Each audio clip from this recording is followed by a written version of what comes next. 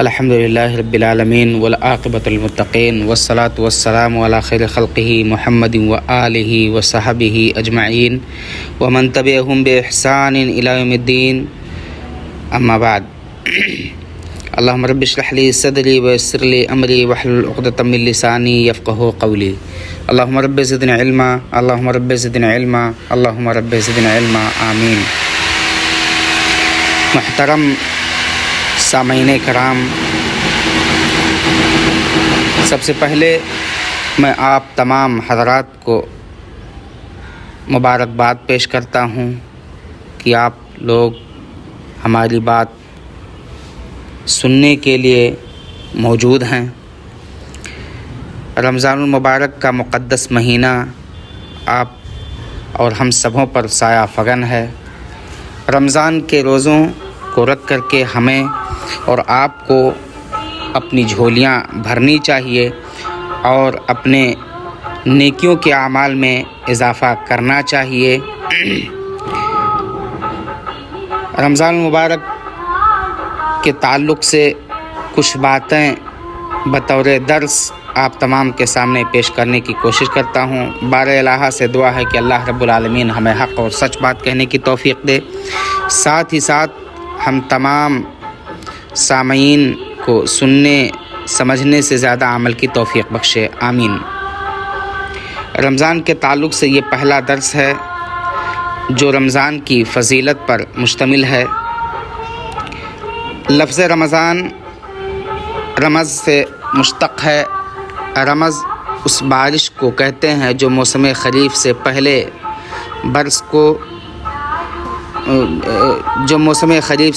برس کر زمین کو گرد و غبار سے پاک کر دیتی ہے۔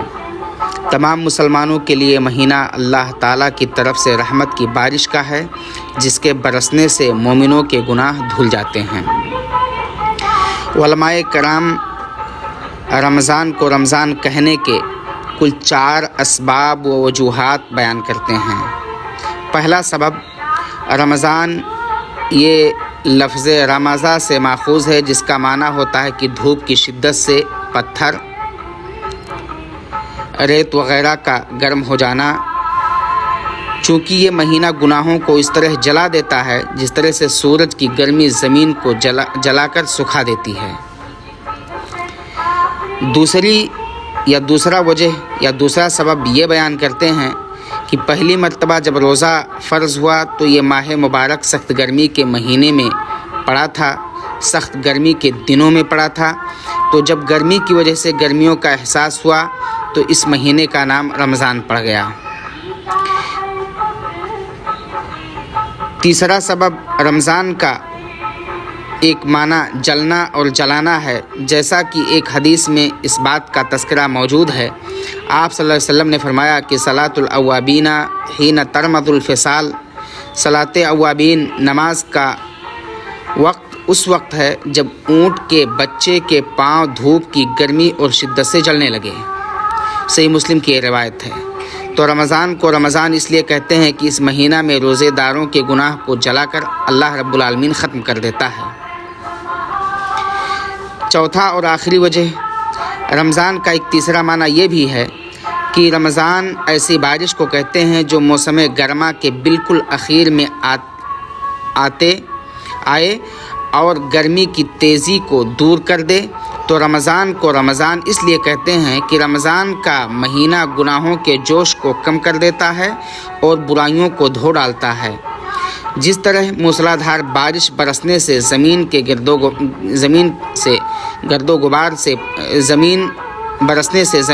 غبار سے پاک و صاف ہو جاتی ہے، ٹھیک اسی طرح سے ماہ رمضان میں اللہ کی رحمت و مغفرت، بخشش و کرم کی موسلادھار بارش سے اہل ایمان کے جسموں کو گناہوں سے دھویا جاتا ہے اور ان کے دلوں کو ہر قسم کے گناہوں کی آلودگی سے پاک و صاف کر دیا جاتا ہے۔ رمضان المبارک کا مہینہ ایک ایسا مہینہ ہے جس میں اللہ تعالیٰ جنت کے تمام دروازے کھول دیتا ہے اور جہنم کے تمام دروازے بند کر دیتا ہے اور اپنے اکثر بندوں کو جہنم سے آزادی عطا فرماتا ہے۔ یہ مہینہ بڑی برکتوں والا مہینہ ہے۔ اس مہینہ کی کئی خصوصیات ہیں۔ بنا بری ماہ رمضان المبارک کی عبادت دیگر عبادتوں سے افضل ہے۔ بروقت ہم چند خصوصیات کا بیان کرنے پر اکتفا کرتے ہیں۔ پہلی خصوصیت یہ ہے کہ رمضان المبارک کا روزہ یہ فرض ہے۔ روزوں کی فرضیت کا یہ مبارک مہینہ اللہ رب العالمین فرماتا ہے یا ایھا الذین آمنوا کتب علیکم الصیام کما کتب علی الذین من قبلکم لعلکم تتقون، اے ایمان والو تم پر روزہ فرض کیا گیا ہے جس طرح تم سے پہلے لوگوں پر روزہ فرض کیا گیا تھا۔ اس مہینے کی فضیلت کے لیے یہ بات کافی ہے کہ اللہ نے اسے اپنی ایک فرض عبادت روزہ کے لیے اس کا انتخاب کیا۔ پھر رمضان اور روزہ کا مقصد بتایا کہ تم تقوی اختیار کرو۔ چنانچہ یہ ایک مہینے کا جو وقت ہمیں ملنے والا ہے یا ملا ہے بہت ہی اہم ہے۔ یہ تقوی اختیار کرنے کا اور سیکھنے کا وقت ہے، پھر پورا سال اسی تقوی کے اظہار کا وقت ہوگا۔ دوسری خصوصیت نزول قرآن مجید۔ اس ماہ مقدس کے اندر اللہ رب العالمین نے قرآن مجید کو نازل کیا۔ اللہ تعالیٰ نے قرآن مجید کو رمضان المبارک کی قدر والی رات لوح محفوظ سے آسمانی دنیا پر نازل کیا۔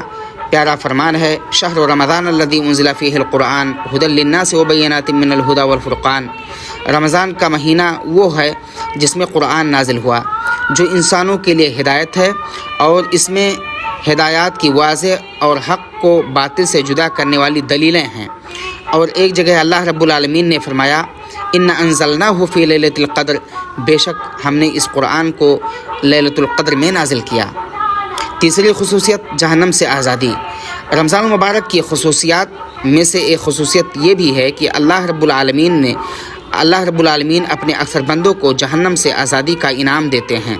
جابر رضی اللہ تعالیٰ عنہ سے روایت ہے، کہتے ہیں کہ رسول اللہ صلی اللہ علیہ وسلم نے فرمایا ان للہ تعالی عند کل فطر اتقاء من النار وذلک فی کل لیلہ۔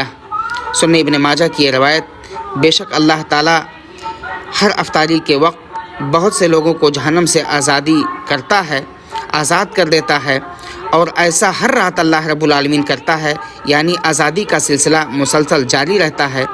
ابو سعید خدری رضی اللہ تعالیٰ عنہ بیان کرتے ہیں کہ رسول اللہ صلی اللہ علیہ وسلم نے فرمایا ان للہ تعالی اتقاء فی کل یوم ولیلہ، یعنی فی رمضان، و ان لکل مسلم فی کل یوم ولیلہ دعوت مستجابہ۔ بے شک اللہ تعالیٰ رمضان المبارک میں ہر دن اور رات بہت سے لوگوں کو جہنم سے آزاد کرتا ہے، اور ہر دن اور رات ہر مسلمان کی ایک دعا قبول کی جاتی ہے۔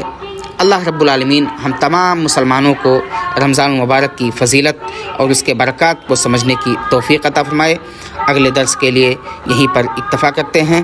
اگلا درس بھی انشاءاللہ رمضان المبارک کی فضیلت ہی کے تعلق سے ہوگا۔ اللہ رب العالمین ہم تمام مسلمانوں کے نیک اعمال کو قبول فرمائے، آمین۔ وآخر دعوانا الحمدللہ رب العالمین، والسلام علیکم ورحمۃ اللہ وبرکاتہ۔